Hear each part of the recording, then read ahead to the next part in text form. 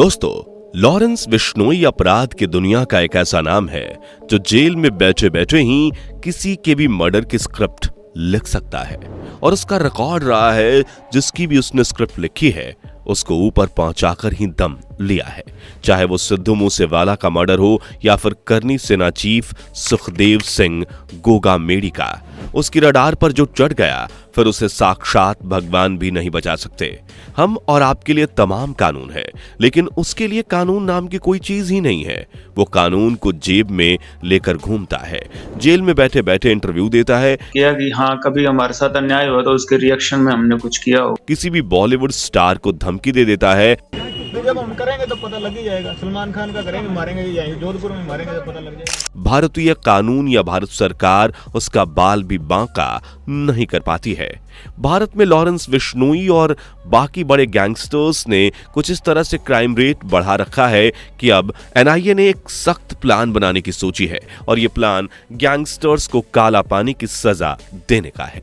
जी हां, उत्तर भारत की जेलों में बंद गैंगस्टर्स को अब काला पानी की सजा काटनी पड़ सकती है।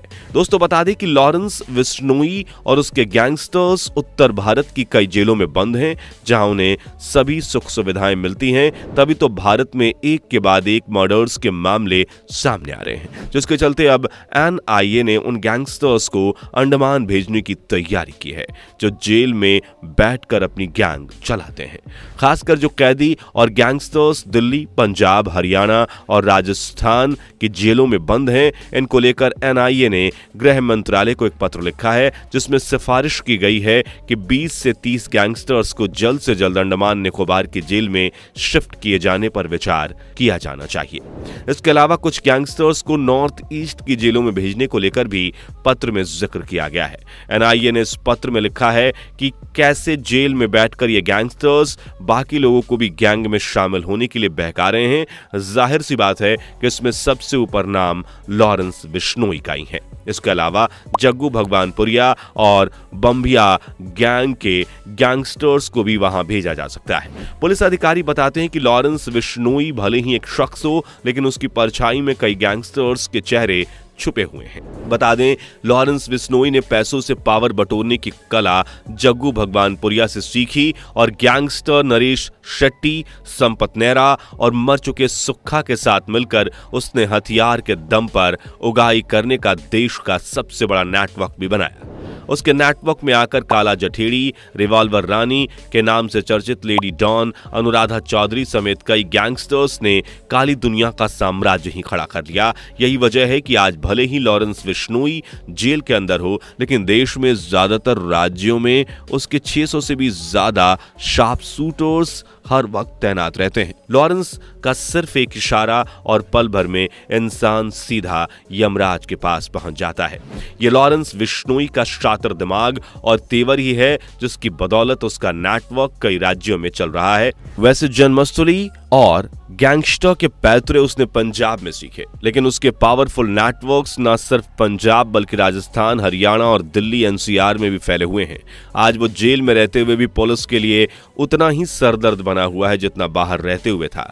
कहा जाता है कि लॉरेंस बिश्नोई न सिर्फ दिखने में देश का सबसे स्मार्ट गैंगस्टर है, बल्कि उसके काम करने का तरीका भी उतना ही स्मार्ट है। और यही वजह है कि 17 जनवरी 2015 को जब पंजाब पुलिस उसे कोर्ट में पेश करने जा रही थी, तभी वो चकमा देकर भाग निकला। कहा जाता है कि यहां से भागने के बाद वो नेपाल गया और वहां से आधुनिक हथियार लेकर पंजाब लौटा, लेकिन उसी दौरान 4 मार्च 2015 को वो फिर से पंजाब पुलिस के हत्थे चढ़ गया।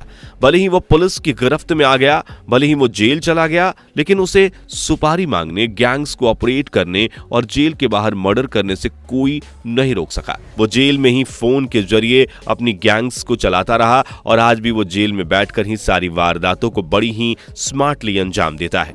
वो जेल के अंदर रहकर ही फोन चलाता है, फेसबुक पर फोटो अपलोड करता है और जेल में जिम भी करता है, जिसकी फोटो फेसबुक पर भी आ जाती है। वो व्हाट्सएप के जरिए ही जेल से सुपारी लेता है, रंगदारी मांगता है और जेल में बैठे बैठे वो इंटरव्यूज भी दे देता है। मैं तो छोटा सा तब से अंदर आ गया। मेरे तो जन्म ही बाहर हुआ, बाकी जवानी और वो तो सारा कुछ जेल में ही आ रहा है। बुढ़ापा भी वो जेल में ही आएगा, मेरे को लगता है। ये सब कुछ गुपचुप तरीके से नहीं, बल्कि इसका कबूलनामा वो खुद फेसबुक पर करता है। अगर कोई बदमाश लॉरेंस विश्नोई के नाम पर रंगदारी मांगता है तो वो खुद फेसबुक पर मैसेज भेजकर इसका खंडन भी करता है। सीधे शब्दों में कहें तो वो कानून के मुंह पर तमाचा मारता है। गैंगस्टर लॉरेंस विश्नोई के नाम पर दर्जनों फेसबुक अकाउंट्स हैं। यही नहीं, कॉलेज के दिनों में बनाए गए लॉरेंस विश्नोई के सोपू ग्रुप नाम से कई फेसबुक पेजेस हैं। इन फेसबुक पेजेस को देखने से एक बात तो साफ होती है कि भले ही लॉरेंस विश्नोई ने कई रंगदारी और कई कत्लों को अंजाम दिया हो, लेकिन लड़कियों के साथ होने वाली छेड़छाड़ या किसी भी तरह की घटना का लॉरेंस खुलेआम विरोध करता है। वो कहता है कि किसी ने ऐसा किया तो वो उसे छोड़ेगा नहीं। दोस्तों, अपने आप को शहीद भगत सिंह का भक्त बताने वाला लॉरेंस हमेशा अपने आप को क्रांतिकारी बताता है। हालांकि पुलिस अधिकारी कहते हैं कि लॉरेंस सिर्फ 2 फेसबुक अकाउंट्स चलाता है और बाकी फेसबुक पेजेस और अकाउंट्स उसकी टीम हैंडल करती है। अब आपको बता दें कि 5 जनवरी 2018 को राजस्थान के जोधपुर में लॉरेंस विश्नोई की पेशी थी। उसी दौरान उसने बॉलीवुड अभिनेता सलमान खान को जान से मारने की धमकी दी थी। उसने सिर्फ धमकी ही नहीं दी, बल्कि अपने साथी कुख्यात संपत नेहरा को सलमान खान को मारने के लिए भेज भी दिया था।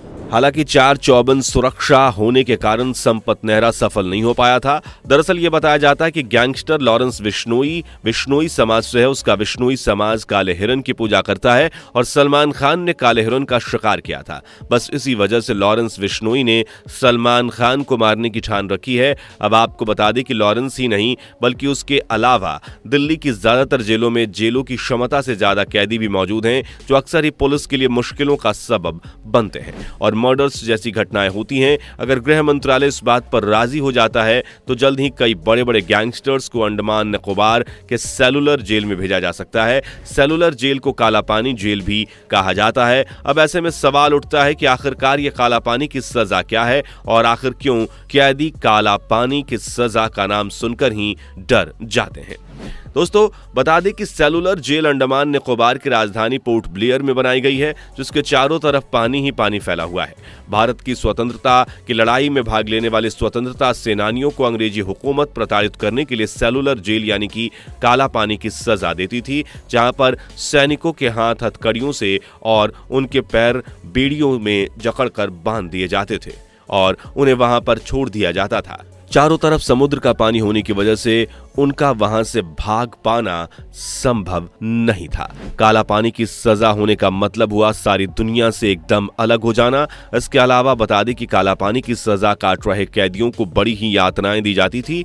यही वजह है कि काला पानी की सजा का नाम सुनकर आज भी कैदियों की रूह कांप जाती है। ऐसा माना जाता है कि जिस भी कैदी को काला पानी की सजा हो जाती है उसे वहां पर खाने के लिए कुछ भी नहीं दिया जाता है और समुद्र का पानी खारा होने के कारण वो पी भी नहीं पाता है और वो कैदी वहां भूख प्यास के कारण तड़प तड़प कर मर जाता है। 1857 की क्रांति के बाद अंग्रेजों ने यह विचार किया कि भारत में स्वतंत्रता की लड़ाई लड़ने वाले सेनानियों को ऐसी जगह पर भेजा जाए जहां से वो कभी वापस लौट कर ना आ पाए। उन्हें इतनी यातनाएं दी जाए ताकि वो वहीं पर मर जाएं। इन्हीं बातों को याद करते हुए अंग्रेजों ने सेलुलर जेल यानी कि काला पानी की जेल का निर्माण किया था। सेलुलर जेल में जिन कैदियों को रखा जाता था उन्हें उम्मीद से ज्यादा कई घोर यातनाएं दी जाती थी। कैदियों के हाथों में हथकड़ी और पैरों में बेड़ियां हमेशा बंधी होती थी। दोस्तों, अब देखना यह है कि क्या वाकई में सरकार इन गैंगस्टर्स को काला पानी की सजा देती है या फिर नहीं। क्या इन गैंगस्टर्स को काला पानी की सजा मिलनी चाहिए या नहीं? नीचे अपनी राय कमेंट्स में जरूर दें। जाने से पहले वीडियो को लाइक शेयर जरूर करें और ऐसी ही और वीडियोस के लिए इस चैनल को सब्सक्राइब करके बेल नोटिफिकेशन को भी जरूर ऑन कर लें। धन्यवाद।